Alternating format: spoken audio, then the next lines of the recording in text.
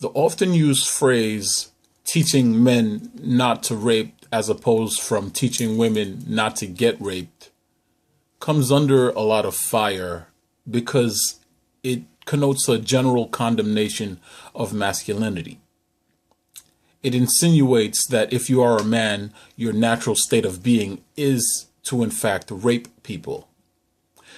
That train of thought is toxic, hyperbolic, and becomes a problematic distraction for what we're really trying to get at.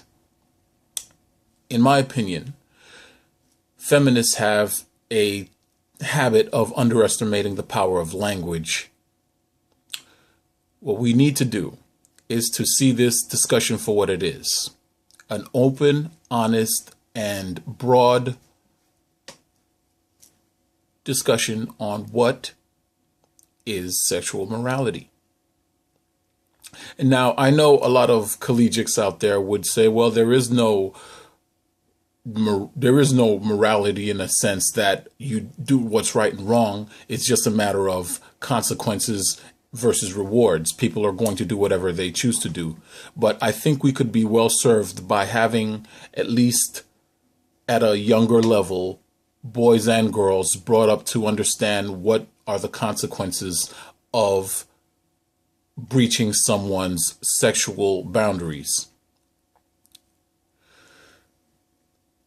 What scares a lot of people in this debate is that this would in fact give feminists a foothold in our grade schools, something that they have been trying to get at for decades, and something that conservatives and libertarians have tried to stop for the longest time. But I think that we can move forward if we remove some of the more pernicious language, some of the more shadier statistics, and just have an open talk about what happens when young boys molest an unconscious young girl.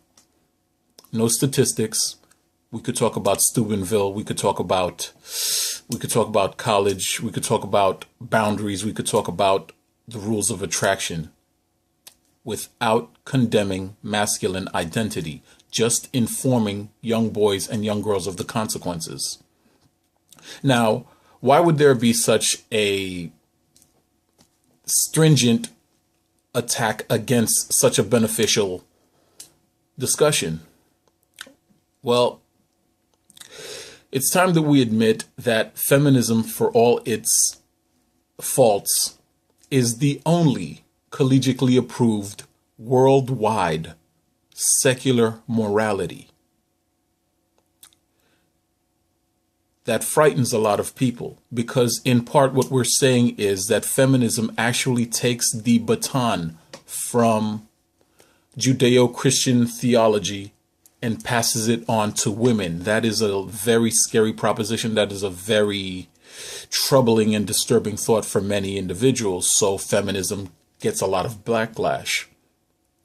I, for one, am surprised that Atheism Plus came as a surprise to anyone, because it was only a matter of time before the vacuum of Judeo-Christian religion morality, which was destroyed by atheism. Well, it's only serves him right that feminism took its place, but that's neither here nor there. What we're talking about is a desire to not want to see football players locked away in handcuffs and young girls leaving town in shame because they are being attacked by the town folks who thinks that they were young sluts and young drunk harlots who got what they deserved. That serves no one. I don't like to see young boys in handcuffs, and I don't like to see young girls having to hide their identity because their lives have been flipped upside down because they were drunk at a party. Going back to sexual morality, we can't be afraid of that word forever. We need to walk away from religious indoctrination and maybe have our teachers,